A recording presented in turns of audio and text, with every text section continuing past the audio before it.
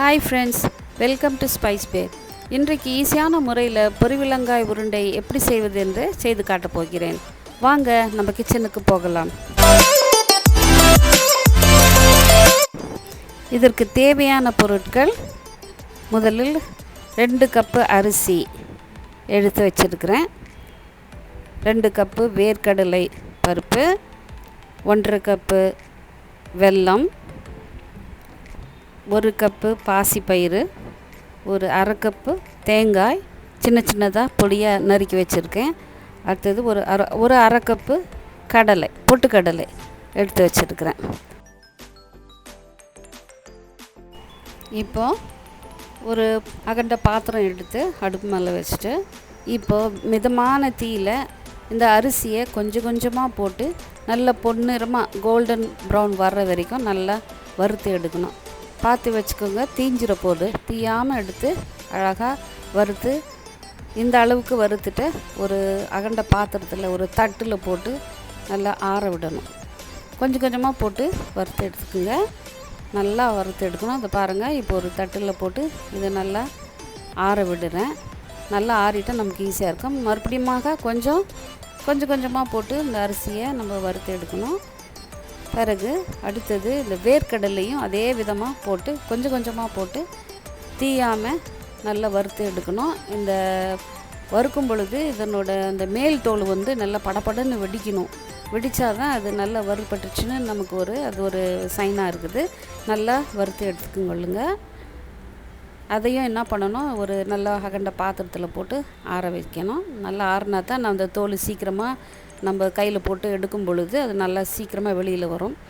அதே மாதிரி 2வது முறையும் கொஞ்சமாக போட்டு வறுத்து எடுக்கிறேன். பாசிப்பயிரையும் போட்டு நல்லா வறுத்து எடுங்க. அடிப்பிடிக்காமல் அப்பப்போ நல்லா கலரி விட்டு வறுத்து எடுங்க. நல்லா வறுத்து எடுங்க. நல்லா வாசனை வரும். அந்த பச்சை வாசனை போகிற அளவுக்கு நல்லா வறுத்து எடுக்கணும். வறுத்து நன்றாக திரும்பி கிளறி விட்டு நன்றாக வறுத்து எடுத்துக்கொள்ளுங்க. திரும்பியும் அதை ஒரு நல்ல பாத்திரத்தில் போட்டு ஆற விடுங்க. ஃபேனுக்கு அடியிலையோ இல்லை ஒரு ஓப்பன் இடத்துல வச்சு நல்லா ஆற விடுங்க. அதே மாதிரி இப்போ பொட்டுக்கடலையும் போட்டு லைட்டாக வறுத்து எடுத்துக்கோங்க. அது வறுத்தது தான், ஆனாலும் நம்ம அது செய்கிறதுக்கு முன்னால் கொஞ்சம் வறுத்து எடுத்துக்கிறது நல்லது. இல்லைன்னா ஒரு மாதிரி நமுத்த மாதிரி இருக்கும். அதனால் அதுக்காக கொஞ்சம் வறுத்து எடுத்துக்கிறது நல்லது. அதையும் எடுத்து ஆற போடுங்க. பிறகு நம்ம பொடியாக கட் பண்ணி வச்ச இந்த தேங்காயையும் அதே மாதிரி நம்ம நல்லா வதக்கி எடுத்துடணும். அந்த ஈரப்பதம் போகிற அளவுக்கு நம்ம நல்லா வறுத்தோம்னா நல்லது. நல்லா வருங்க. இப்போது அதையும் போட்டு இப்போது வேர்க்கடலையே நல்லா அந்த தோல் நல்லா பிசைஞ்சு 2 கையிலையும் நல்லா பிசைஞ்சு எடுக்கும்போது தோலெல்லாம் அழகாக வெளியில் வந்துடும். நல்லா போட்டு பிசையும்பொழுது அந்த தோலெல்லாம் நமக்கு பிசைஞ்சு போயிடும்.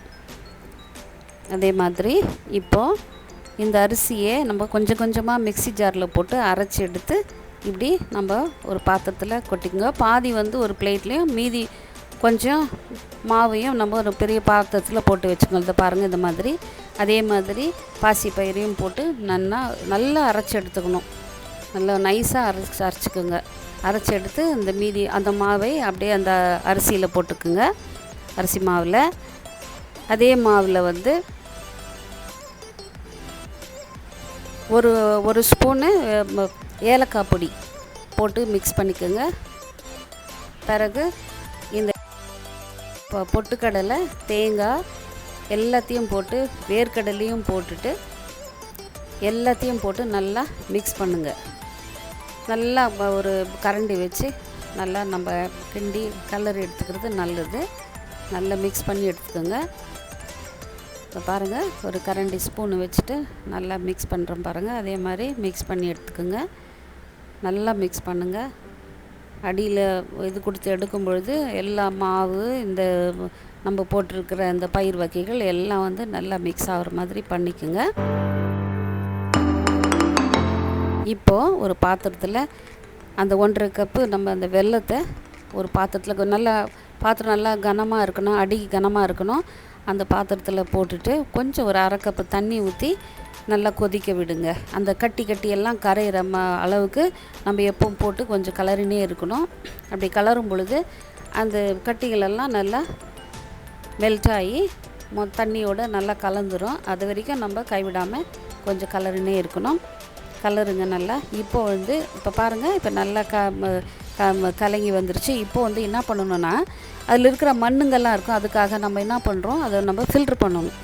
இந்த மாதிரி ஃபில்ட்ரு பண்ணிவிட்டு அதே பாத்திரத்தில் ஊற்றிட்டு இப்போ மிதமான தீயில் நம்ம ஒரு கரண்டி வச்சு நம்ம நல்லா மிக்ஸ் பண்ணிக்கிட்டே இருக்கணும். கைவிடாமல் மிக்ஸ் பண்ணணும். மிக்ஸ் பண்ணிக்கிட்டே இருக்கும் பொழுது அந்த ஒரு கம்பி பதம்னு சொல்லுவாங்க இல்லைங்களா, அது வரைக்கும் நம்ம பண்ணிகிட்டு இருக்கணும். இப்போது நல்லா மிக்ஸ் பண்ணுங்கள். மிக்ஸ் பண்ணிக்கிட்டே இருங்க. நல்லா கலரி விடுங்க. கைவிடாமல் பண்ணுங்கள், இல்லைனாக்கா அது ரொம்ப இறுகி போயிடும். பாருங்கள், ஸ்டில் இன்னும் அந்த பதத்துக்கு வரலை. நல்லா மிக்ஸ் பண்ணிக்கிட்டே தான் இருக்கணும். மிதமான தீயில் பண்ணுங்கள். நல்லா கொதிக்கும் பொழுது நல்லா மிக்ஸ் பண்ணுங்கள். கைவிடாமல் மிக்ஸ் பண்ணிக்கிட்டே இருங்க. இப்போது ஒரு சாஸரில் ஒரு தண்ணி ஊற்றிட்டு அதில் ஒரு சொட்டு நம்ம ஊற்றிட்டு மிக்ஸ் பண்ணி பார்க்கும்பொழுது அது இன்னும் அந்த பதத்துக்கு வரல. ஏன்னா அது கலைஞ்சி போகுது. இன்னும் நம்ம கொஞ்சம் நேரம் கலக்கணும். நல்லா இது போட்டு கலக்கி விட்டுட்டே இருங்க. அந்த பதம் வரும்பொழுது நமக்கே கொஞ்சம் நல்லா தெரியும். அந்த ஸ்பூனில் கொஞ்சம் மிக்ஸ் பண்ணும்போது கொஞ்சம் ஹார்டாக இருக்கிற மாதிரி தெரிய வரும். அது ப்ராக்டிஸ் பண்ண நமக்கு அந்த பதம் எப்படி வரும்னு நமக்கு தெரிஞ்சிடும். நல்லா மிக்ஸ் பண்ணுங்கள். இன்னும் கூட கொஞ்சம் மிக்ஸ் பண்ணிக்கிட்டே இருங்க. பாருங்கள், இன்னும் கொஞ்சம் நல்லா திக்காயிட்டு வருது பாருங்கள். பாருங்கள், இப்போ இன்னும் கொஞ்சம் நல்லாவே வருது. இந்த பதத்தில், இந்த நேரத்தில் நம்ம திரும்பியும் அந்த கம்பி பதத்தை நம்ம பார்க்கணும்.